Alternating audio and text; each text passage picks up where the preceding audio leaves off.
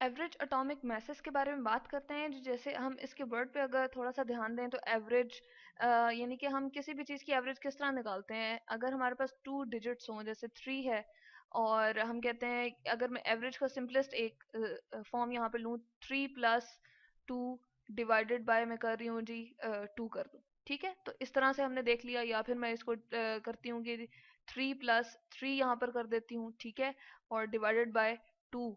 तो इस तरह से हम लेते हैं कि नंबर ऑफ थिंग्स कितनी हमारे पास टू हैं, और इनकी जो हमारे पास होती है, हम कहते हैं कि इनकी हमारे पास क्या इंटीजर्स हैं जी, थ्री है, और इसी तरह से हमारे पास ये भी थ्री है। तो मैथमेटिकल ये नंबर्स हैं, और जितने नंबर ऑफ आइटम्स होती हैं कि तीन हमारे पास, लेट सपोज हम कहते हैं कि हमारे पास बनानाज हैं और यहाँ पर हमारे पास थ्री एप्पल्स हैं, ठीक है, या हमारे पास थ्री इंग्लिश बुक्स हैं और थ्री हमारे पास कुछ और हैं। तो ये हमारे पास डिफरेंट एक एवरेज का एक बहुत ही जनरल सा हमारे पास मेथड होता है। थ्री प्लस थ्री किया और डिवाइड बाय टू कर दिया, कि हमारे पास जो आइटम्स की अपनी तादाद होती है और नंबर ऑफ आइटम्स यानी कि दो तरह की हैं, तो इसलिए टू पे मैंने डिवाइड कर दिया, ठीक है। तो हमारे पास क्या आएगा, सिक्स डिवाइड बाय टू करूंगी तो मेरे पास क्या आ जाएगी, इसकी एवरेज थ्री आ जाएगी। तो ये मैथ्स में हम जनरली कैलकुलेशंस करते हैं, लेकिन यहाँ पर हम क्या करने लगे हैं जी, एटॉमिक मैसेस की एवरेज फाइंड करने लगे हैं। तो हम क्या करते हैं, रेंडमली एक एग्जांपल उठा लेते हैं, कि जैसे हम कहते हैं, हम क्या लेते हैं उन एटॉमिक एटम्स की, हम क्या लेते हैं जी, एक तो उनकी नेचुरल अबंडेंस लेते हैं, ठीक है, यानी कि वो कितनी कसरत तादाद में हमारे पास एनवायरनमेंट में पाई जाती हैं, एटमॉस्फेयर में मौजूद हैं, ठीक है। और फिर उनके रिस्पेक्टिवली मैसेज ले लेते हैं, यानी कि एलिमेंट के आइसोटोप्स के मैसेज ले लेते हैं। जैसे एलिमेंट है और एक एक ही एलिमेंट की हम जो है वो क्या करते हैं, एवरेज एटॉमिक मास जो है वो फाइंड कर रहे होते हैं, ठीक है। अब यहाँ पर हम एलिमेंट एक खास किस्म का लेते हैं, और उसके क्या ले लेते हैं जी, डिफरेंट आइसोटोप्स। उसके क्या ले लेते हैं हम, आइसोटोप्स, ठीक है।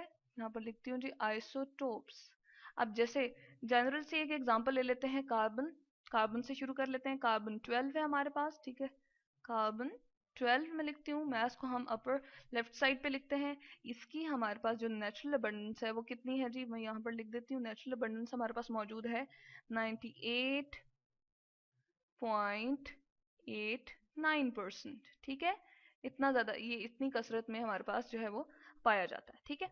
और इसका मैस हमारे पास कितना हो जाए, मैस मैं इस साइड पे लिख देती हूँ, ठीक है। इसका है 12.000 AMU। जिस तरह हर एक चीज़ का हम लेते हैं जी, आटा या चीनी घर में लेकर आ रहे हैं तो हम कहते हैं 10 किलोग्राम है या 5 किलोग्राम है। इसी तरह से इसके लिए जो एटम के हमारे पास मैसेज होते हैं उसके लिए हमने एटॉमिक मास यूनिट का यहाँ पर यूज किया। उसके बाद कार्बन 13 की जब हम बात करते हैं ना, तो हमारे पास क्या होता है, यहाँ पर मैं लिखती हूँ कार्बन 13 एक दूसरा आइसोटोप है, ठीक है।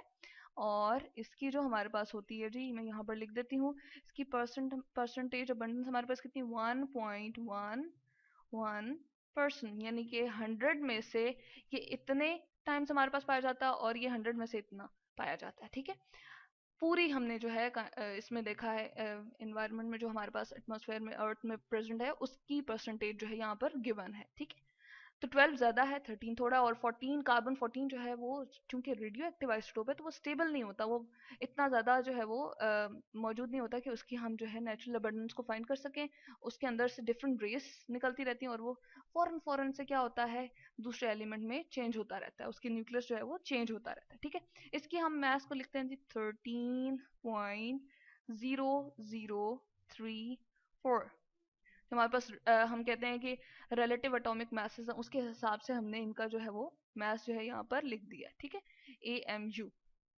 अब हम क्या करेंगे, अब हमारे पास मेथड ये होता है कि हम फर्स्ट ऑफ ऑल यहाँ पर लिखते हैं एवरेज, एवरेज एटॉमिक मास, ठीक है। इसको फ्रैक्शनल एटॉमिक मास भी कहते हैं, एटॉमिक, क्योंकि ये हमारे पास यहाँ पर हम देख रहे हैं कि ये हमारे पास कार्बन 12 भी होता है, कार्बन 13 भी एटमॉस्फेयर में हमारे पास पाया जाता है, ठीक है। तो हम जनरल जो प्रोडक्ट टेबल में भी हम लिखते हैं, मास जो हमारे पास लिखा होता है वो किस बेसिस पे हमने लिखा होता है फ्रैक्शन के ऊपर, क्या हम इसका लिखेंगे, कार्बन 13 का ये लिख देंगे, या कार्बन 12 का लिखेंगे। तो इसके लिए हम एक सादा सी कैलकुलेशन करते हैं, यानी कि इनकी जो है वो हम क्या फाइंड करते हैं, एवरेज ले लेते हैं। और एवरेज किस तरह से लेते हैं जी, यहाँ पर परसेंटेज अवेलेबल है। फर्स्ट ऑफ ऑल हम इसकी लिखते हैं परसेंटेज, यानी कि कितनी मिकदार में वो पाया जाता है हमारे पास, ठीक है। जो भी हमारे पास आइसोटोप है, जैसे कि 89.9 है, मल्टीप्लाई करेंगे उसके मास से जो कि हमें गिवन है 12, ठीक है।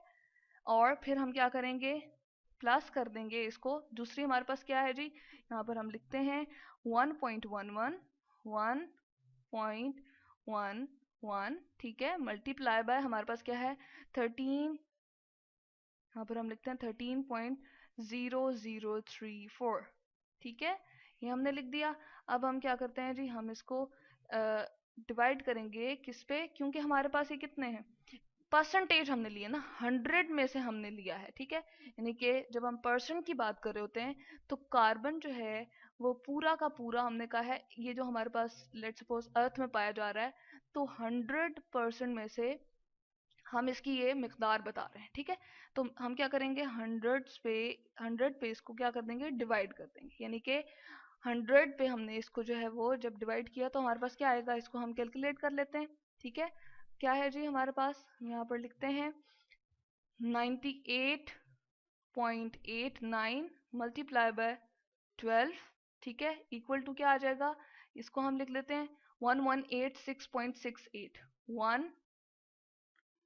1 ठीक है 86.68 ठीक है, प्लस करेंगे। और अब हम कैलकुलेशन करते हैं किसकी जी, हम करते हैं 1.11 मल्टीप्लाई बाय 13.0034, ठीक है, हमारे पास क्या आएगा 14.433 14.433 और डिवाइडेड बाय हमने क्या करना है 100 करना है, ठीक है। यहाँ पर हम इसकी जो है इस तरह से देख लेते हैं, ठीक है।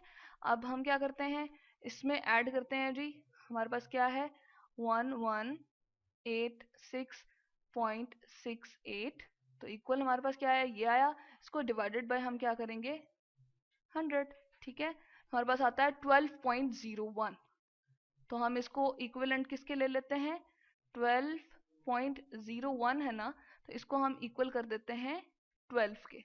तो कार्बन का जो हम एटॉमिक मास ले रहे होते हैं, एवरेज एटॉमिक मास, ठीक है, वो हमारे पास कितना होता है जी 12 आता है, जो कार्बन का हम पीरियोडिक टेबल में भी देखते हैं। तो इस तरह से हमने यहाँ से देखा कि हमारे पास क्या है 12.01 AMU, ठीक है, मैं यहाँ पर लिखती हूँ AMU, जो हम पीरियोडिक टेबल में भी और हर जगह जो है हम कार्बन का ये यूज कर रहे होते हैं। तो कार्बन का ये क्या आ गया हमारे पास, इसको मैं ठीक करके लिखती हूँ, ये हमारे पास आ गया कार्बन का एवरेज, कार्बन का हमारे पास आ गया एवरेज एटॉमिक, एवरेज लिखते हैं जी इसको एटॉमिक मास, ठीक है। तो यहाँ से हमने कैलकुलेट किया कि हम किस तरह से देखते हैं, हमारे पास जो आइसोटोप्स जितने भी उसके अवेलेबल हैं, जिसकी हम कहते हैं कि हमारे पास जो स्टेबिलिटी ज़्यादा होती है, और उसकी अबंडेंस को हम क्या करते हैं, लेते हैं अबंडेंस को मल्टीप्लाई करते हैं उसके मास से, ठीक है, इस तरह से जिस तरह हमने यहाँ पर मास को जो है अबंडेंस से, नेचुरल अबंडेंस से मल्टीप्लाई किया, और जितनी तादाद में वो पाया जाता है, यानी कि 100% में से हमने इसकी परसेंटेज निकाली है ना, तो वो 100 टोटल तादाद में पाया जाता है, तो इसलिए 100 से हमने डिवाइड किया, ठीक है। 100 से डिवाइड किया जब, तो हमारे पास ये कैलकुलेशन ये बताती हैं कि हमारे पास जो है कार्बन का एवरेज एटॉमिक मास जो है वो कितना आ जाता है 12 आ जाता है, जो कि हम प्रोडक्ट टेबल में भी बताते हैं और लिखते हैं इसी तरह से, और बहुत सारी जगहों पे हम यही जनरली एग्जिबिट कर रहे होते हैं, बता रहे होते हैं कि कार्बन का जो है वो 12 है। तो इस तरह से हमने कैलकुलेट की एवरेज एटॉमिक मासेस।